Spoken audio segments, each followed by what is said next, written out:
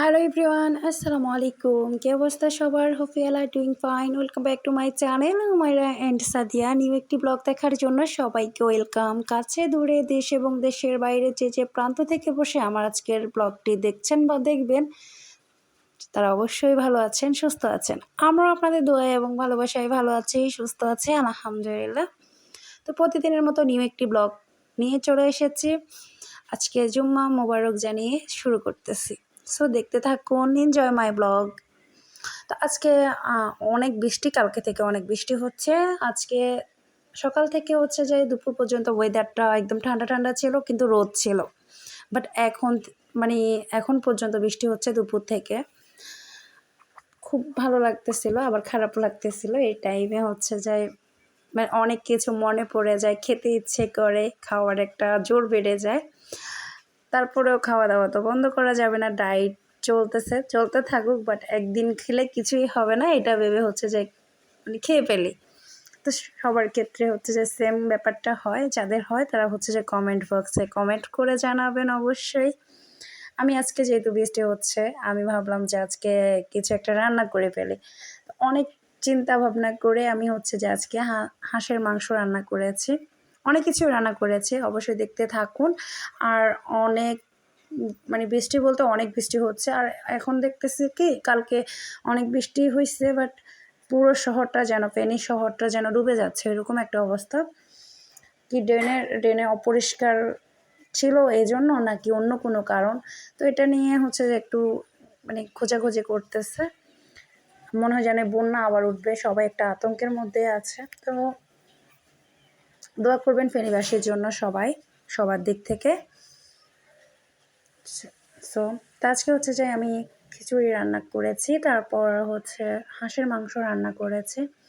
অবশ্য আমি করি নাই, আমার আম্মু করেছে। আমি বলতেছি আমি করেছি, বাট আমার আম্মু করেছে। আমি মেয়েকে নিয়ে একটু ব্যস্ত ছিলাম, আর মনটাও খুব খারাপ।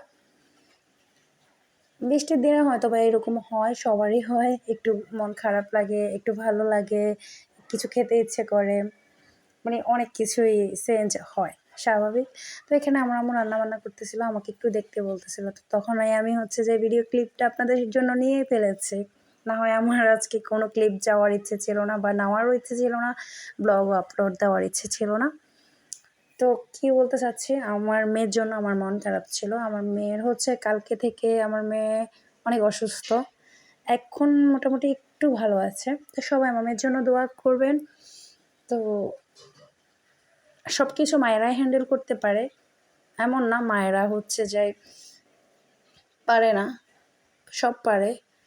মা কিন্তু বাবাও হতে পারে, মা কিন্তু মাই হতে পারে, মা কিন্তু একজন শিক্ষক হতে পারে, মা কিন্তু অনেক কিছু হতে পারে।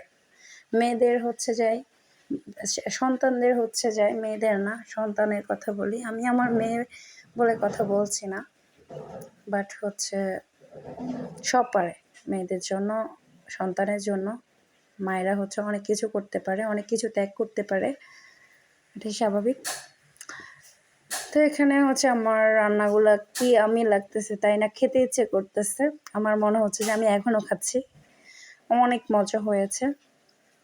আম্মু হচ্ছে যেহেতু অসুস্থ, আমাদের সবাই হচ্ছে যে একটু মশলা একটু কম দেওয়ার ট্রাই করি, অ্যাভয়েড করি। তো হালকা এখন মশলাপাতি হালকাই দিই, যেটা মেনে চলার কথা ওটাই মানা হচ্ছে। তো বিকেলের দিক দিয়ে আমরা নাস্তা করতেছিলাম, ফটো রাখলাম। আর ক্লিপ শেয়ার করার কথা বলতে গেলে অনেক কিছু শেয়ার করতে ইচ্ছে করে, বাট পারে না, ইচ্ছে করে না। ইচ্ছে থাকলে উপায় হয়, বাট ইচ্ছে করে না। মাঝে মাঝে ইচ্ছে করে ওটা বানাই আপনাদের সাথে শেয়ার করি।